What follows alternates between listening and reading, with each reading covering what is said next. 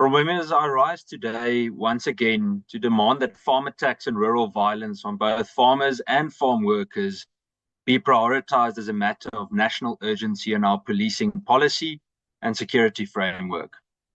Just earlier this week, I tabled a motion on behalf of the Democratic Alliance before this very House, not simply as a procedural act, but as a principled stand to call for farm attacks and rural crime to be designated as strategic priorities within the annual crime threat assessments and the operational planning of the South African Police Service. This is not only to protect the food producers of the country, but to defend every South African who labors in our agricultural heartlands under constant threat of violence. The data may show that murder is down overall by 12.4% in the last quarter, and while we welcome that decrease, we cannot ignore the unrelenting violence that rural communities continue to face each and every day. These are often not opportunistic crimes. They are calculated, they are brutal, and they often feature torture, rape, and execution-style killings. Many of these attacks are disproportionately violent, leaving their victims mutilated or tortured. In one of the most harrowing cases in our country's quite recent history, Willemientjie Potgieter's father was stabbed more than 150 times with a garden fork, amongst other things, an act of unimaginable cruelty that reflects a sadistic intent behind some of these crimes. I've personally spent time with survivors who were raped during attacks after being shot, and one elderly woman near Fochville had electric drill holes bored through her feet as a form of torture, and the list goes on.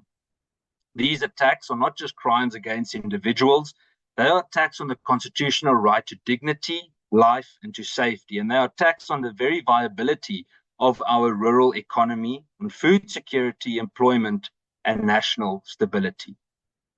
Honourable members, the criminal justice response to rural crime has for far too long been fragmented and reactive.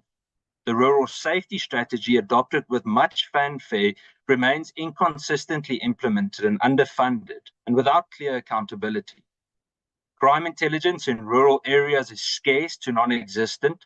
Rural police stations remain understaffed, under-resourced, and overwhelmed.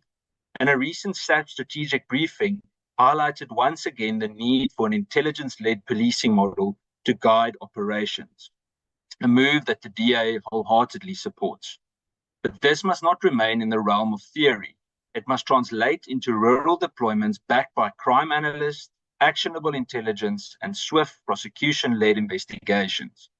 When we have what we have instead are rural police reservists that have been removed from service, sector policing that's virtually absent, and no specialized rural crime units to really speak of. During our oversight visits to specialized units, whether it's the flying squad or anti-gang units, it has become abundantly clear that in parts of SAPS, there is no real unified operational capacity to deal with the crisis of rural crime.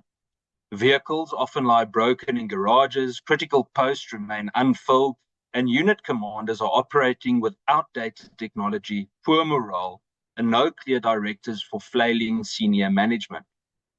Deputy Speaker, we must no longer ask whether rural safety should be prioritized. It's so obvious that it must. We must now ask why this hasn't been done already. It is a failure in some parts by parts of the South African Police Service management, a symptom of poor planning and unwillingness to align our operational footprint with our national priorities and best interests. One of the most disgraceful illustrations, as one of the previous speakers mentioned, of the systemic failure is the case of 81-year-old Hendrik Venter, who was violently murdered on his farm in Kuruman in the Northern Cape in September 2024. He was found with 3 deep stab wounds to the head, a horrifying example of brutality that some of these rural citizens face.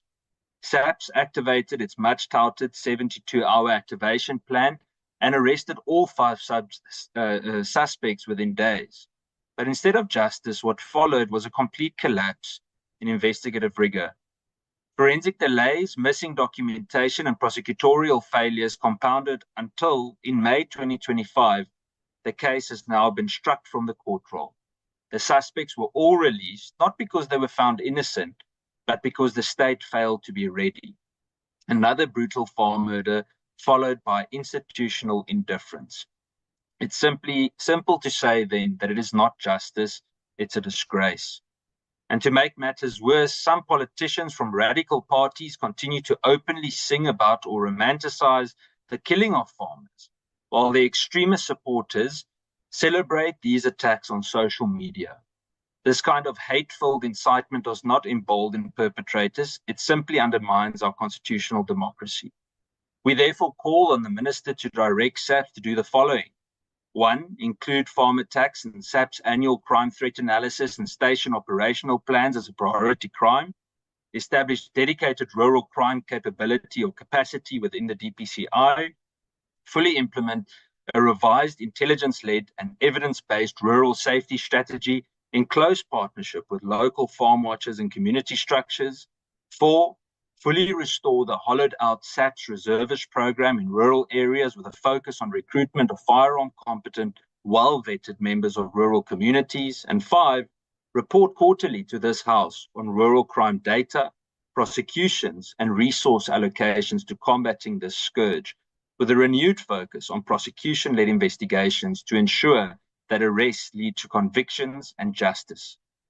Deputy Speaker, I close by reminding the House that a government that cannot secure its farms cannot feed its people.